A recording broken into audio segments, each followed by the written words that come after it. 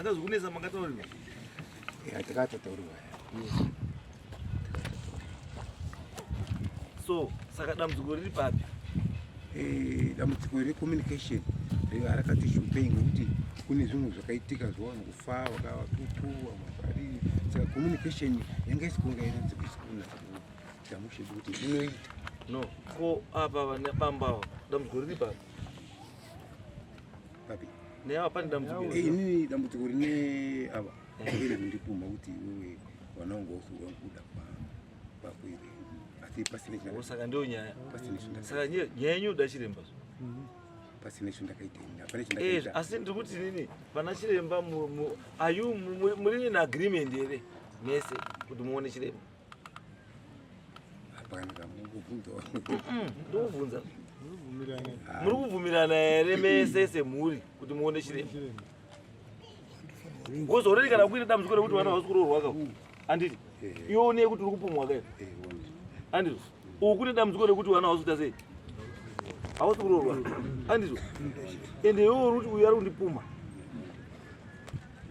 ndizvo saka which means kuti pane nyaya yazvo iri kuda chiremba kuti muzive kuti wei maproblems enyu ari papi iwe unozvichenesa ka saka unozvichenesa sei aiwa unozvichenesa sei zvandikutaura iwe unozvichenesa sei ndipo kumamba kumataura pokuti mufanira kuchifa kuona izvakaita kusaka ndabvuma kuti mese muri kuwirirana nazvo here zvokuti zvekuona chiremba muri kuwirirana here? Muruwira nazvo. Why?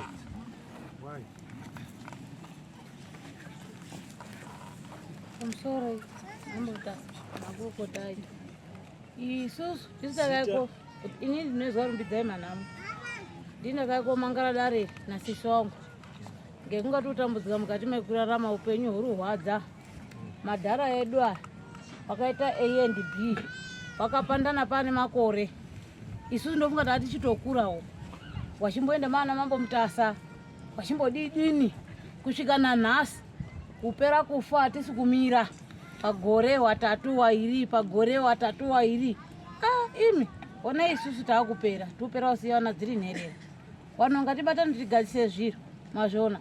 Saka isusu tadaro kuye. Vamwe kuti isusu atiwirirani kati ngaite zvavo. Asi ukauri kuenda kuye mberi kwacho hakuna. Takandomira tundochema futi zvakadini zvakadaro. Saka isusu takayako mangara kuno. Rusekuru Mkosanjera akangada kuya kumusha kwedu. Madheti ndobva anda koreba. Tikati pamwe zvezvutsarukana ava. Vanhu vacho zvavasutaura nachokwadi kuti chiremba ari kuya musi wakati kana kuti chiremba ari kuya musi wakati hapana chaifamba zvakanaka. Isusu ndipo pakuita shungu vekuti tiuye komangara kuno. Chiremba ndipakasvika zuva. Saka tikupa kuti vana baba edu madhara edu ese acho A and B zvomuri kuona izvi. Wakapandana wega. Ndondoda kuti wabatane iwawawa. Chiremba ambotivhenekerewo timbobatsiwa. Ndosaka ndatika muri kuwirirana here kuti chiremba aripo nhasi uripo mese muripo muvhenekwa zve? Anozoya seba sekuru Mkosanjera arara kumba kwedu. Arara kumba kwedu sekuru chiremba. Wamwe vauya kuti mimi chiuyai kuno uku. Tionesane pamwe na sekuru chiremba. Akati mimi isei muri tidaidza nhasi. Pazuro mamusingatidaiziva. Hatuiyo bangoti mimi hatusubatira pamwe chete. Saka sekuru Mkosanjera amusi ari kumasuri. Isi tichitungamira kuya mberi. Kuno. Ndosaka ndikuti Mkosanjera waapano imimi maapano chiri kuonesa kuti muchamuone chii wekubhi wabva wasara hapana wakakwana hapana vanhuba isiso weku8 isu tabva tauya wekusaidi 1 wasara wauya washoma wamwe nacho bva wauya wese no isusu yanoti wadiwa as long as wekubhi wacho kwamuti kubhika as long they are there wari kuda kubatsirwa chinokutadzisa ichi as long as kubhikwa muri kuti b-side racho kutorine waripo marepresentatives chinokutadzisa ichi chinokutadzisa ichi vatibatsire tiri kubvira upera madhadha hazvibatsiri kuti murambe muri kuprolonga nyaya iyi kuti nekuti nhinga hapana unless munhu nditaura kuti munhu wamuri kufungira kuti ndiye ari kupedza yahapo ndiyo nyaya yacho because imi mune yekuti munenge nauro ndipuma handiti kuti vana vasi kuroorwa avo vana vane kuti aiwa iyi itori imwe tiri kutofa tiri kupera gore regore ngazvigadzidzwe chii izvozvo saka mune nyaya dzakawanda padzamuda kuti muchenzeserwa dzakawanda saka muri kuti taureba muri kuti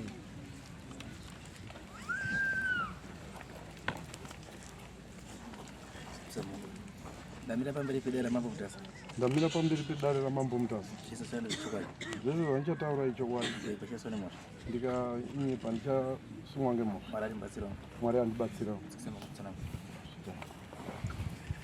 pamusoro mambo ndingati zita rangu ndi Aroni Ruzai.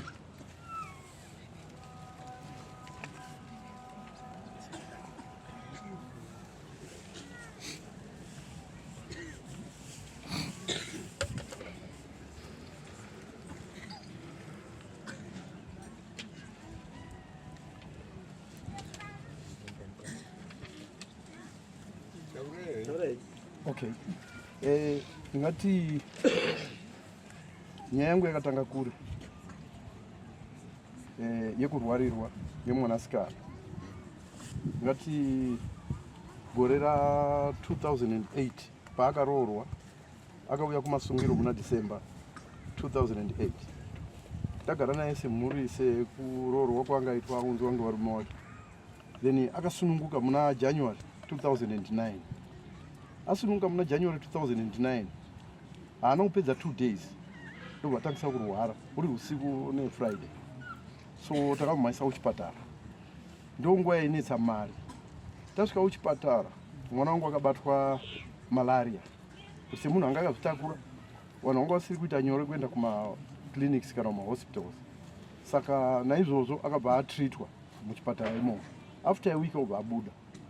That was akapinda muchipatara musi wa19 January.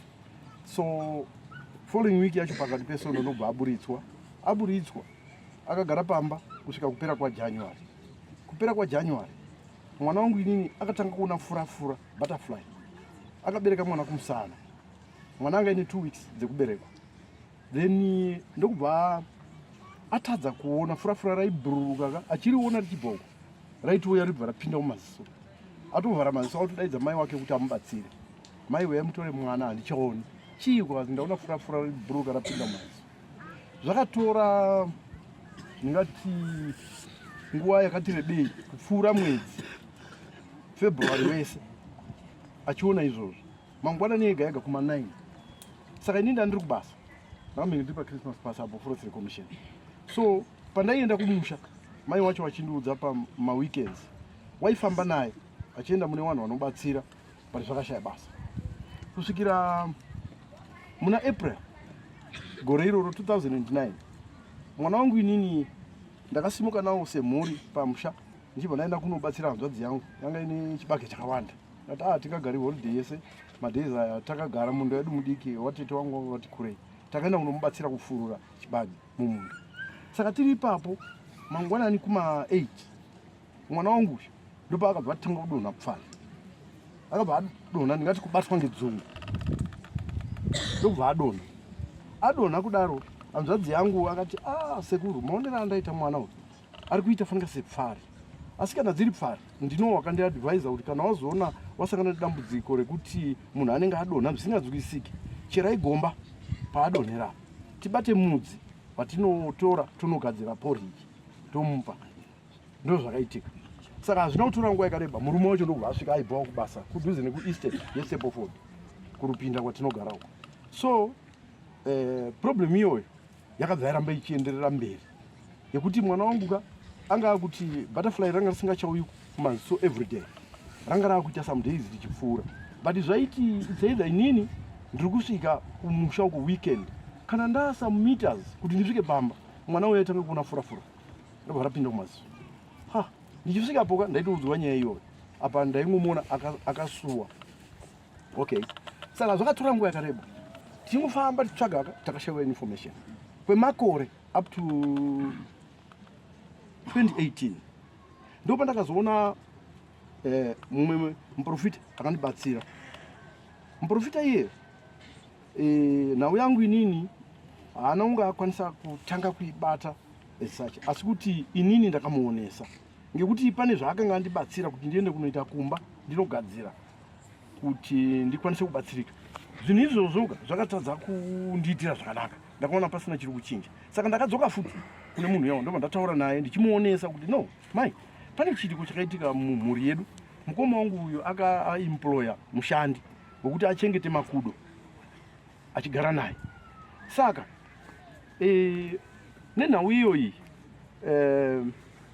munhu uyu kawe akazosvika pakufa wainaye, asi aidonha pfari. Story kuti ndakurumidza kusvika ipapo. Anyway, nyaya yacho yakati rebei because yakatora makore akawanda. Inini 2009 ndine hanzvadzi mwana wamaiguru wangu ari anoberekwa nemurume akabata musoro mudumbu rimwe chete. Wana wamaiguru wangu mai wavo namai wangu mudumbu rimwe chete, baba wangu mudumbu rimwe chete. Asi kuti baba wangu inini wakazoberekwa wange nhaka yemunin'ina wasekuru washaya. Okay, so ifamily yangu vanhu vakagara apa. Uyu ndimukoma, wana baba mukuru wangu. Wanin'ina wangu wana baba munini havana kuuya kana wandozvarwa nawo kuburikidza nezvatati nazvo. Tati nematare nachiremba kumusha. So pandaisira pekuti 2018 ndabatsirwa nachiremba uya. Zvaramba kuita pandakazodzoka kichu ndakamuonesa kuti no, pane nhau yakaitika mumusha medu. Asi nhau iyi kai handisi kuinzwisisa kuti munhu uyu chifire chaakaita mumusha medu akafa zvakanaka here. I don't know. Nokuda kwei kwekuti mukoma uyu haana kukwanisa kutaurira vana baba pakafa mushandi wake. Baba wangu achiri mupenyu kuna na 2003 kana ndisikakanganisi madate kana kuti 2000 between 2003-2005. So ndamuonesa mbuya waya wakati kuva kuti iwe ndiudza musi wakasvika pano usikuona here nyaya yako kuti ngeingozi. Ndosaka iwe uri kusangana nedambudziko irori rekuti mwana wako ari kuramba achisangana neurwere hwaakazvarwa asina. Akazotanga kudonha 2009 up to now 2018. Nanza iwo inhau yengozi. Nyaya iripo ndoda ndikubatsire kuti iwewe ukwanise kuenda kuna mukoma wako, asi usaende wega. Ukaenda wegaga uchakwanisa kuzorwiswa ngevanhu ava ngenhau yemaonero andiri kuita chifire chakaita munhu mumusha mawo. Saka usaende wega. So inini ndakabva ndafunga kuti regai nditaurire wanin'ina wangu. Ndakavataurira wanin'ina 2018 December, ndavadaidza kuti wauye tuonane pamusha. Wanin'ina wangu haana kuuya, wangu wakamanikidzika ngebasa kusvikira 2019. That was now pamadays akaita cyclone Idai. The very Friday before cyclone ndakaenda kuna ambuya waya ndobva ndavaonesa kuti mai, nyaya makanditorera gore rapera wanin'ina wangu handinozokwanisa kuonana nawo. Asi nyaya iripo ngeyekuti mwana wangu still haasi kukwanisa kuita zvakanaka. Zvaakuda kuti ndamberi kuti akuda kuita sekusangana nekamwe kadzungu kasiri kunzwisika beside kudonha kwaisika. Zvikanzi no, it's okay. Nyaya iri panapa. Saka wafunga kuti ndaiti kungoti nyaya yako wakatopedza because ndakaonawo nemadays usikuya ndikati ainhau yebasa. Saka mbuya waya ndobva wakwanisa kunditaurira kuti ndikwanise kuenda kuna mukoma asi ndisikaendi ndega. Madays ecyclone Idai wazoone Friday night. Saturday yacho ndakakwanisa kusimuka pamba pangu kumusha kwandogara tine 5 kilometers distance. Changamire ndaimukumbira kuti ndine munhu wandaona panapa wauya nerimwe dare ari sabhuku wangu ari padhuza. Kuda pamwe achauya achizondibatsirawo ngeumwombo pane zvaakaonawo zvakaitika kumusha kwedu. So tiri ipapo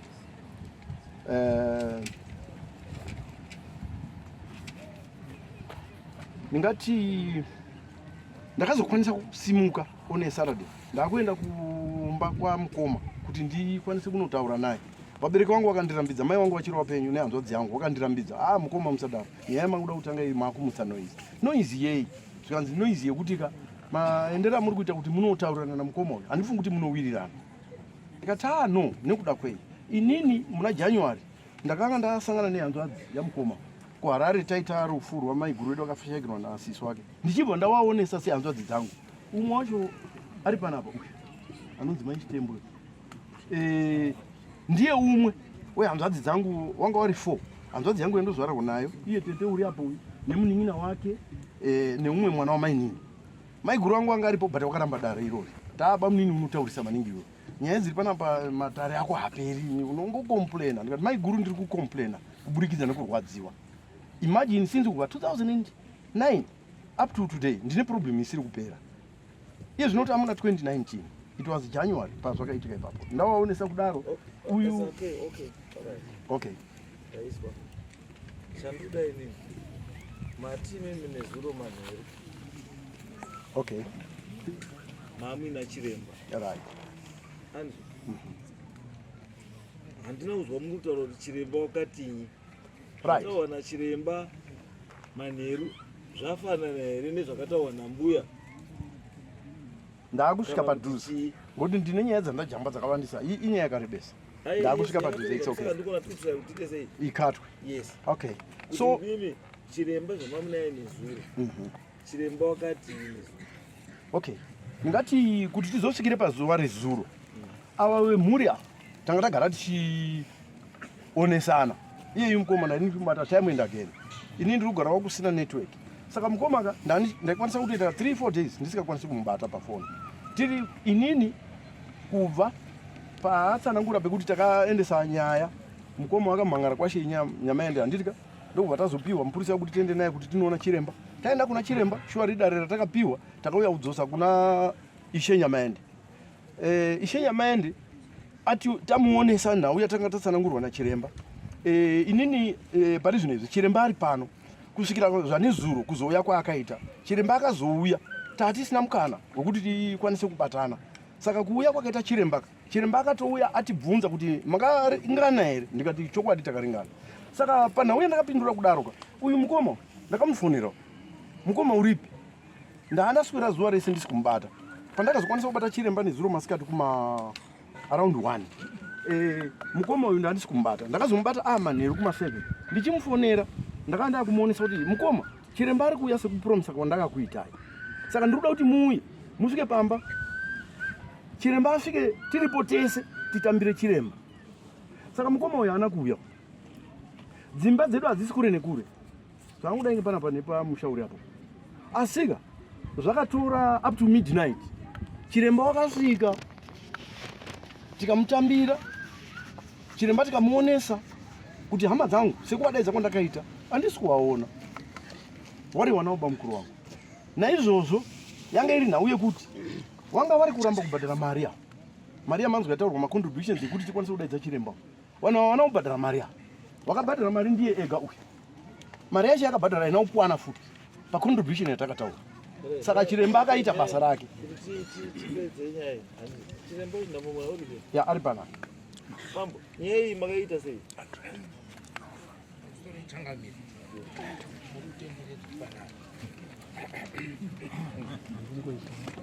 Pamusoro imambo.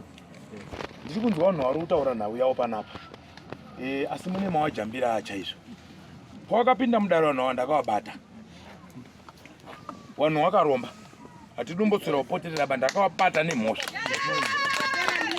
Ndiri kunzwa wari kujamba magiya. Ndakavabata wese nemhosva. Nyaya ndakavabatira nemhosva da kuitaura pamberi pedare rani ramambo yenzvika nenyika yedzi. Vanhu ava mumusha mavo mune chikwambo chedzinza. Maita chikwambo chedzinza, rudzi rwavo harubvumirwi kuromba kuisa chimwe chikwambo pamusoro pechimwe. Toti chasekuru chiripo. Vanhu ava vakazoita utsotsi vasara mushure mekunge varoverwa imba nemheni. Handizvo wane n'anga yavari kutaura ine mwana wawakazotora akauya koshanda mumusha mavo uyu. Waenda kun'anga iya wakawirirana zvawakaita sei zvawakawirirana. Nauya wakawirirana yakanga iri yekunochi kana wana wemupambo wakanga wakuya kotorwa mukati memusha. Ndo pakatangira kupanana muti une nharo kana kuti muti wakatanga kukana nasekuru mukati memusha. Watanga madhiri iyayo. Dzimba dzese dziri 2 dziri kunyepera kuita A and B idzi dzakayambanda dziya. Dzayambanda dziya. Pawanga wakugadzira dhiri iri ndo pakatanga kubudirwa vakadzi kana kuti vakunda mukati memusha mawo. kwakutobuda chikwambo chakutonogarira mbudzi chakutomwa ropa ipapo chiremba achibva waudza pachena kuti ichi ndicho chinonzi chikwambo ichi ya zvedu zvaita. This is live. Wakatanga kukwera chinhu chipi? Chinhu chiya wafamba wakutanga kupandukirana pakazoguma pane nemabhasikiti neushongedzwa wechikwambo chipi? Chiya chasekuru chabva chanzi tsve. Muri kuona changa chakumhanya chamuhiti ndicho ichi. Latest yakonetsa vamwe wakakasika kozvibata. Muri kuona watiri mushishi yekushanda nechikwambo chavo ndokubva waenda kotora mwana wekumba kwachiremba kuuya kuti aite mushandi mukati mechinyi memusha. Mwana aigwa pfavi, muruzwa. Asi mwana uya haana kubva zvakanaka mukati memusha, akazobva riri bhokisi apfa. Wanoti akadonha paruwere ndokutaura kwavo vaenda kuti pfurondondo mumvura. Asi matare tichiarowa manje ipapa pane nyaya nehutsotsi. Chiremba ava waizoendawo kuna chiremba ava pawakatanga kubata nyaya yekuti muti watahya musha munomu hausiri right ba. Wakagara pasi sedzinza kuti warume ngatichidzoserei zvinhu izvi zvatakaita tese zvakahya iyeyi waihira pamusuwo uyu achidyawo yauri kuti A and B. Ndo pakatanga utsotsi. B side runakirwa nazvo. A yakuti hatichadiba. Ndo pakabva patanga kupandana kwakwa munoona onyepera kuti haya uyari kuzoti kunyepa. Pane wamwe wada kuramba wakapfumbata pfumo rinopisa. Wamwe wakati ngatiregere. Wakaenda kuna chiremba iyeye. Imwe imba yakabatana. Bwati ngatite macontribution. Iyo iri utiza indi yakaisa futi ara reverse. Mashure. Pawanoita program pawanenge wada kuenda kugobhora. Wanobva waisaka reverse. Izvozvi pandandapinda ipapapa ndo papasvika Samoni nekuti nofunga hatisofamba mushi. Ini ndakapingidzika chiremba ndikati ndiri kuuya andina side. Iye ari kutaura ndini ndakaponesa mwana wake afa nezvinhu izvozvi futi. Uyu ari apo ndini ndakambatsira inini mupenyu izvozvi mambo ndakamupepa kubereka kumusana. Nyaya yawo varume awa matsotsi. Hapana asina kudya mbanda iya muropa rani rewanhu ava baba. Ava waskinyiwa neona kuti iyi nyaya yedu chikwambo chemumusha ichi neichi hazvisiri kuita sei kuwirirana. Uye wafamba papato nemabhasikiti angamo. Uyu ndiye akatanga kutiza uyu ndiye akatanga kutiza pakarongwa urongwa hwekuti tidaiso uyu bvaonoti munomato nemabhasikiti mane kuraparapa kwamunomu vati fokoso uyu. Pawakaenda kwachiremba kuya wakasvika chiremba akachiti kuti nditore zvinhu zvangu akatanga kuchajwa. Uyu akatongesawo kuti bhasikiti tisu takatenga, jira tisu takatenga, bakatwa tisu takatenga. Chiremba ari kuti chaja kuda kuti bhadharisa bhasikiti nembanda ada kuti bhadharisirei. Ndio pakatanga utsotsi wekudhirika kwewapi kutongera chiremba kawo. Uyu chiremba ari kuzviziva kuti mubhasikiti haringonzi bhasikiti regaka. Manga mane mitete yanga yamo nenyanga dzanga dzamo neushongedzerwa hwembanda hwanga hwamupi mubhasikiti. Uye mbanda idzi ndidzo dzawanga uri kudya pagore waimwa ropa rembudzi waisheka waidya warupira zvikwambo chipi ichi chokwamariyo. Yanetsa nyaya iyaya avo vakati tisingatikupure avo bva wati kwete. Muri kuona avo bva warongana wakunongedzana kwatanga manje A and B yawo iya. Avo bva warongana bva wabatana bva waenda semhuri. Pairwara mwana uyu manje nyaya yakaonetsa. Awaiti wakaenda wakatanga kuenda semhuri bvaobhadhara handizvoba. Awabhadhara awana kudini hawana kuenda. Mariyo akati aiwazve ndakarapa mese kainini. Mese makayamba ndayani yangu. Ndiri kukudai mese papi apa. Munhu anga akubudirwa nemudzimu wangu achiya zvinhu zvangu izvi ngauye pano areurire chokwadi nokuti chakazoonetsa panyaya iyi. Munhu anga ane mabhasikiti uyu akachiona kuti panga pakopisa mabhasikiti akanganisa mhiko dzawanga akapiwa kuti musazoyetsvara pasi dzehuku nekudidi bva wapundura awo komanawo. Akaona kuti magetsi akutacha kubhasikiti ndokubva aenda kuchechi ndokunza mabhasikiti aane nhombo. Ava pawakaendesa mabhasikiti aotambirwe kuya uye achovheneka chiremba bva wanoti no bhasikiti rangu nezvamo mawedzera. Bwanzi mhosva nyakuwedzera hana kuenda bohu nanhasi nyakuwedzera rudini ari kudududza. Uye akati yangu yemabhasikiti haina kudini haina kupera. Ndaakungokuchenesa iwo imimi hafu side. Asi ndinoda kuti muuye mese nekuti hapana asina kudya mbanda yangu kana chikwambo changu kumba kwenyu. Saka ndinokuchenesa isei kuti hafu kwakachena hafu kwakasvipa. Munonditi ndidini nini chiremba? Awana, ndikunyepa ere baba. Ndikunyepa ere baba. Right. Saka nyaya netsa kudaro yaputika nyaya kuti warumawo wachichibatane manje kuenda kwani pamaliyo kwabva kwaenda koita ndaka ndo kwachiremba kuya ndo kune mwana uya koita mushandi mumba meuyu abva azodzokera rati rabhokisi uyu pakafa mwana wasuma waita zvese wakutakura mwana wakuenda Mariyo akati mucheka wake mtsuka patara kana pane zvamaita kumwana wangu muchauya iwewe jamba mucheka uyu ndiyo hondo yandakatanga kumubatira mumatare ndikunyepa ere bamba aiwa dairisa usataurire pasi bataurisa handina kukubvunza ere kuti ko iwewe parufu wakazviona sei kuti parufu waendawa parufu rwewanhu munhu atandarira pamba pako iwe wakanzirara kukaisirwa mucheka ukanzi jamba kuti utakura nechinyi nemufi uya nanhasi ndiyo hondo yamakonetsana ndikakuudzai pachena kuti dhiri renyu kuti ripere ramunoswera kuita naizvo hapana chinonetsa imimi naMariyo kana pasina sawira hamukwanisi uyu aendazve abata dare repfawiri iri aienda neveseri nemwana aisvika inonzi 300 aibhadhara mombe aidzoka aidzokera futi 300 aibhadhara mombe aidzoka I think akaenda 3 times ikoku kung'anga uku ari kusiyani kwangu ine mwana kuti Mariyo ataurirwa kuti iwe shamwari iweweka kwanga kuine mwana wangu uku ABCD haichatauriki akabva irumo iri pai iri mugiya saka nanhasi uno warumawo kuti wabatane kuenda kwaMariyo matsotsi ndo pane nyaya mambo ndoda kuti mambo mutibatsire nedare dakuenda nematsotsi aya kwaMariyo ese A and B ndo kune nyaya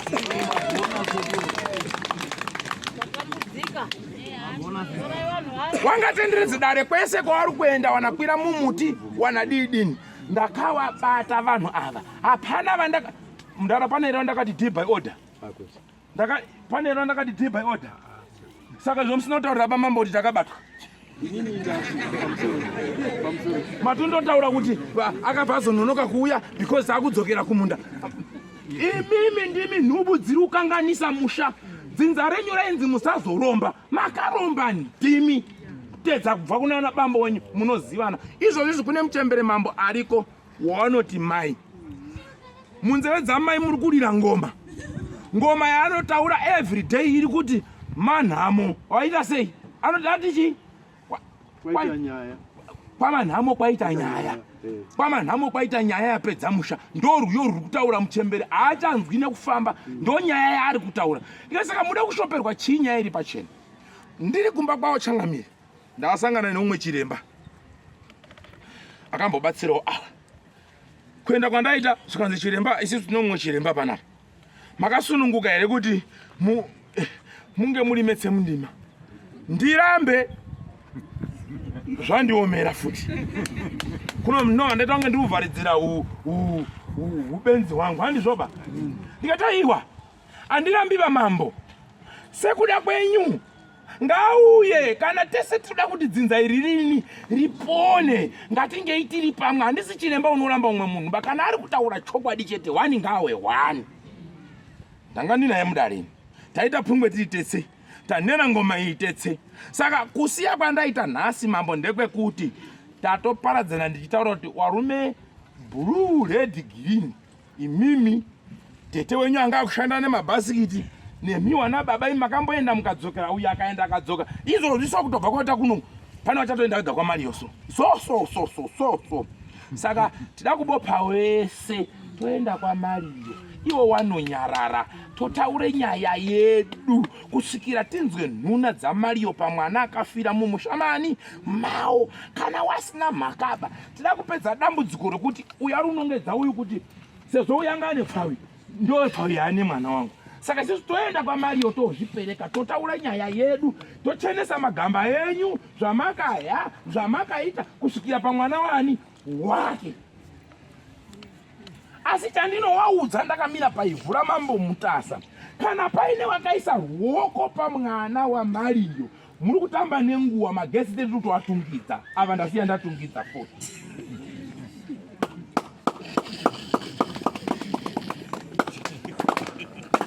tapedza Changamire hapana mutsvene vamatsotsi aya musamboone unyepera kuti tom matsotsi wari uratsirirana ndakavabata nemhosva yekuratsirirana hapana sina uratsirira mwe baba Ndatambudzika shuwa.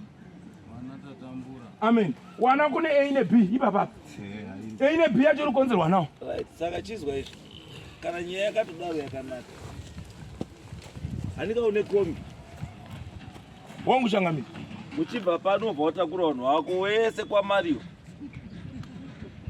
because we cannot have a situation yekuti tinoramba every time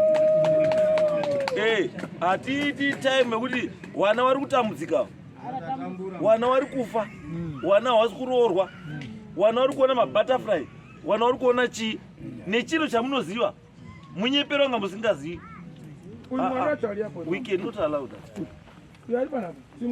ndo wanga upenyu hwemwana imba yadistebeka zvese uyariapo sipo nono yajesu